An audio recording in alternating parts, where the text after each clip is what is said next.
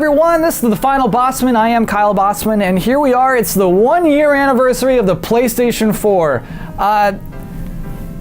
It is running a little late. Not a big deal yet. There's still plenty of time. So you know what I'm gonna do? I'll share some PlayStation memories with you.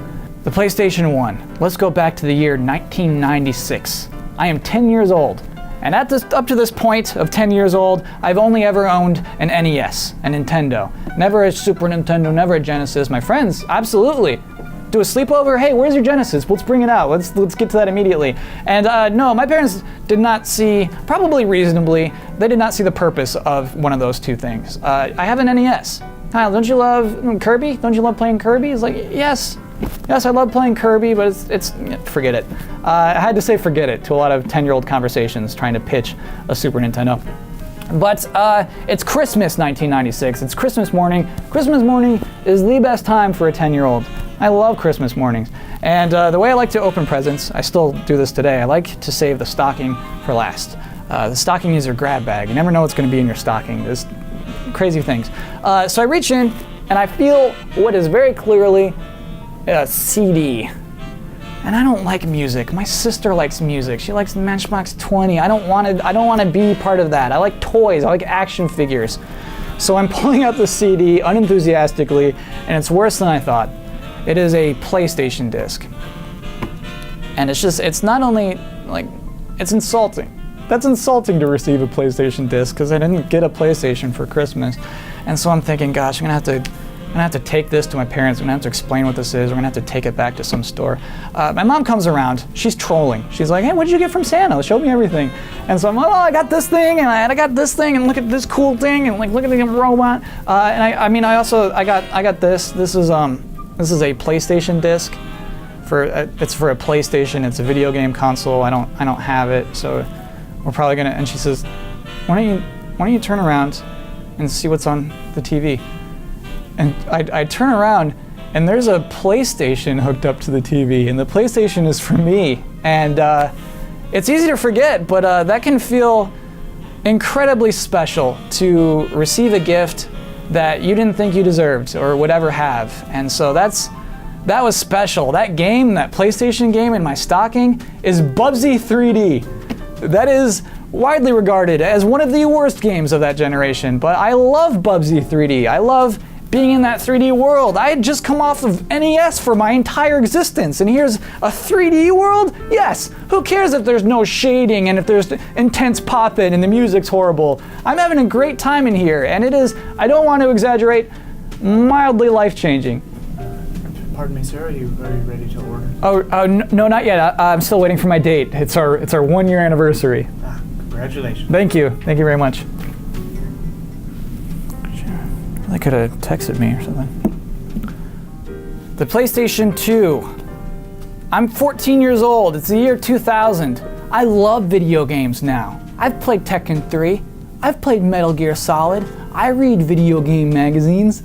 And in these magazines, for months and months and months, there's speculation of what the PlayStation 2 is going to be like. And in particular, the PlayStation magazine had illustrations, what it's possibly going to be. There's going to be screens on top of it. It's going to be huge. There's going to be CDs, and the controllers are going to have screens in them.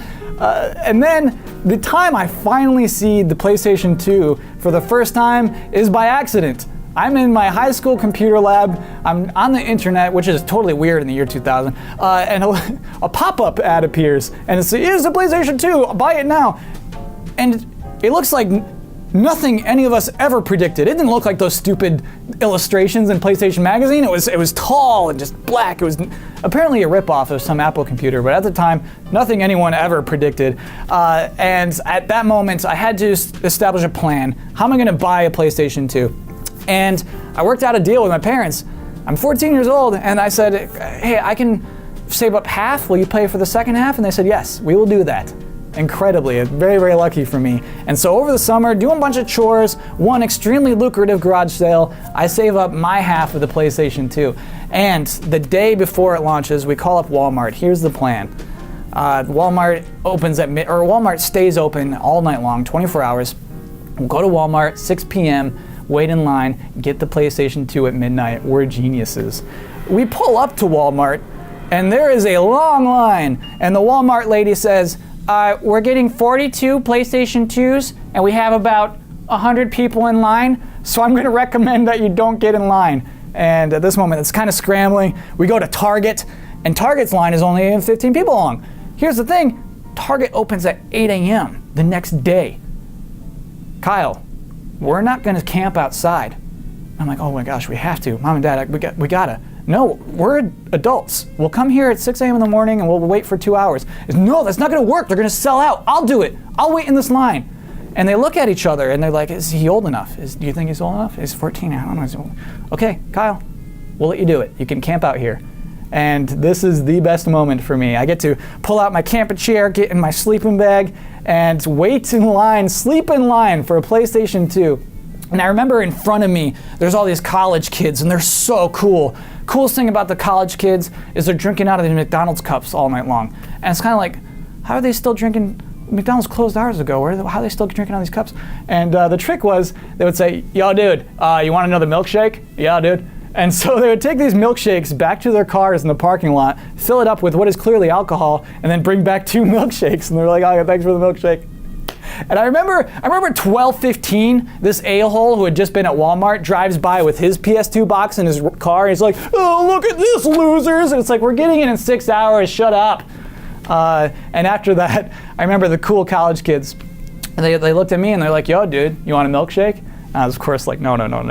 But even like getting asked that was the coolest thing. The next day, I could not open my PS2 until school was over. But you knew that every class I had, every student, I was bragging about what I did last night. And what's great about that, the PS2 was basically unavailable for months and months. Nobody predicted that but me. And so I had the PS2 in school. And I remember taking that home. I remember my dad let me plug it into the big TV in the living room. We plugged in SSX, which by the way still holds up. That's a sick launch game. We plugged that in and my dad says, wow, this is pretty cool.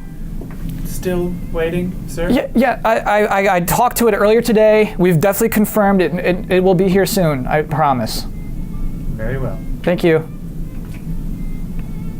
The PlayStation 3 comes out year 2005. I'm 19 years old. I'm in college. I can't afford that, dude. My parents certainly aren't going to pay for half. The truth is, I wasn't even clamoring for it that much. In college, I became this guy who thought he was cool for only liking Nintendo games. It's like, oh, those intense PlayStation games, forget that. I'm like laid back. I like Mario and Luigi. Let's play Mario Kart. And so I didn't get my PlayStation 3 until the year 2008. I've graduated. I'm home for the summer. I live with my parents because it's hard to find a job. I'm suffering from some of the most intense heartbreak of my life at this point also. And I look at my Wii and I hate it. I look at this thing and Mario Kart Wii, you suck, dude. Motion controls? You suck! These graphics suck! I'm embracing the dark side. Me suck. I take that Wii, I sell it on eBay. Every single game, goodbye. Take that money, buy a PlayStation 3 with Metal Gear Solid 4 packed in. And that felt wonderful.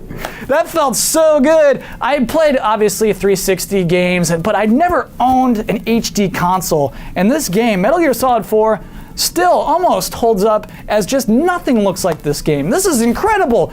When those two are fist fighting on top of that ship, that's still, oh my gosh, I'm still thinking about it. And it's just, to be honest, that PlayStation 3 was like a healing console. It healed me, or at least for some of the worst moments of my life, helped me forget about those moments. Still waiting? Yeah, I'm sorry. It should be here soon. I know it's good. We're actually closing soon? Yeah, can you stay open 2 more minutes, please? Very well. Thank you. Thank you.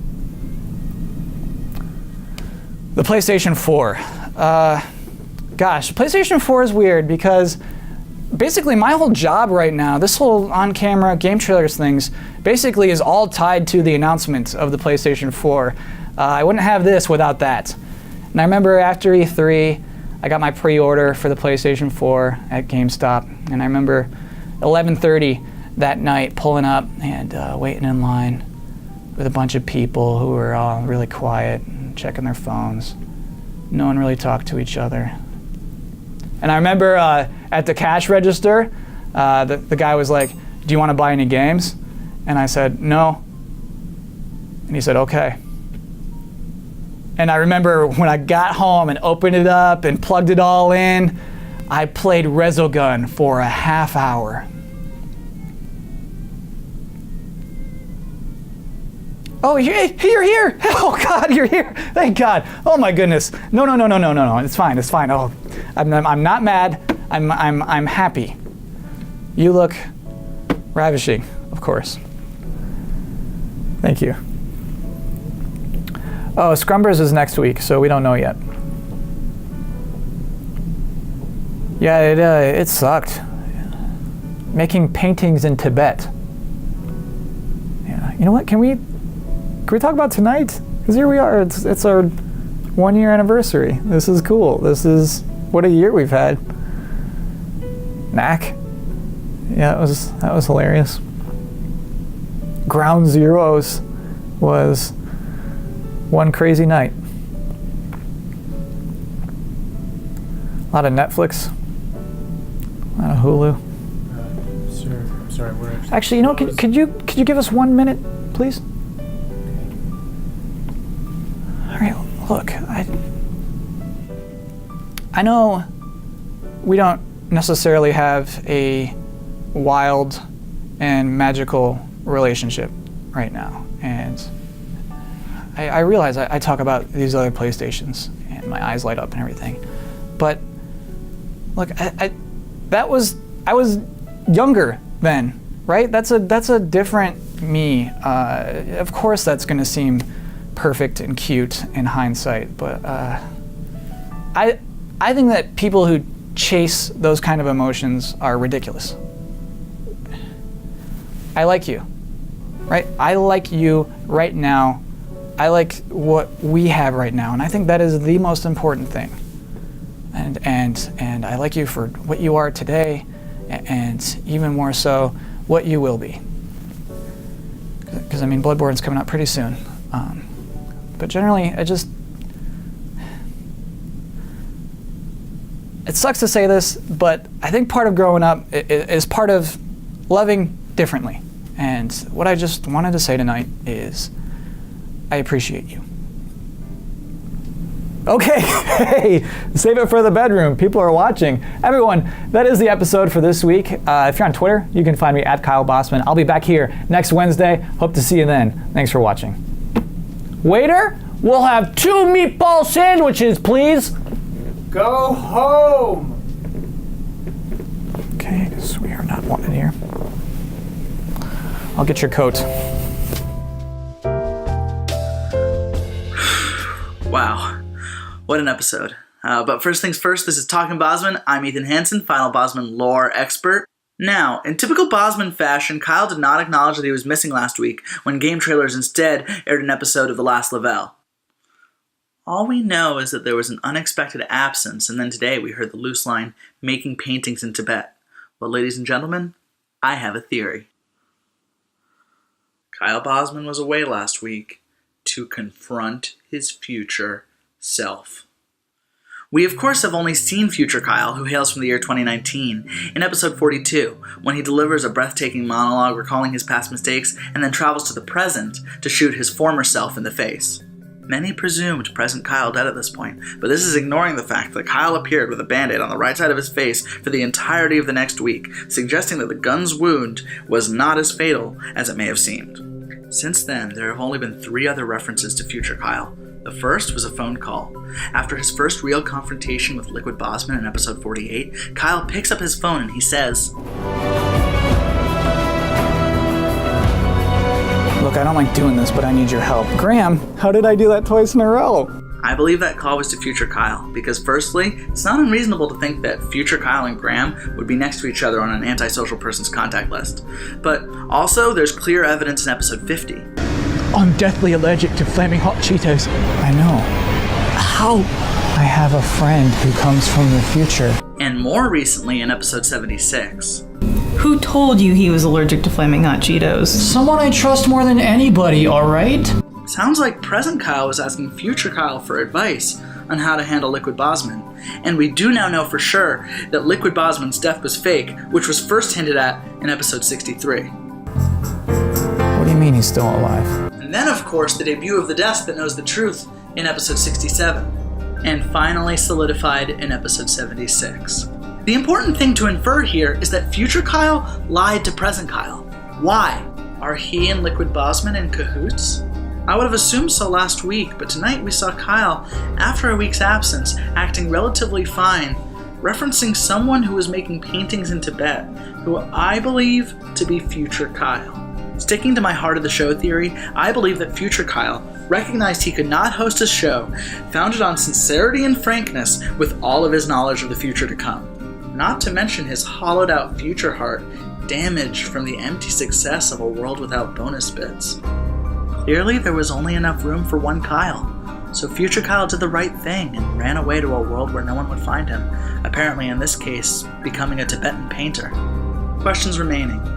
If Liquid Bosman is alive, where is he? Why did future Kyle lie about all that flamin' hot Cheeto stuff? When will we see the baby that the Jet Moto disc made with that bottle of Mountain Dew? All I know is I can't wait to find out. Week by week, we come closer and closer to solving the great mystery that is the incredibly fascinating lore of the final Bosman. Sorry. Hello? The Vice President. Yeah, okay, I'll stop. I promise. I didn't mean to do... Yeah, I got it. Thank you. Well, I guess that was the last episode of The Talking Bosman. Signing off forever, I'm Ethan Hansen.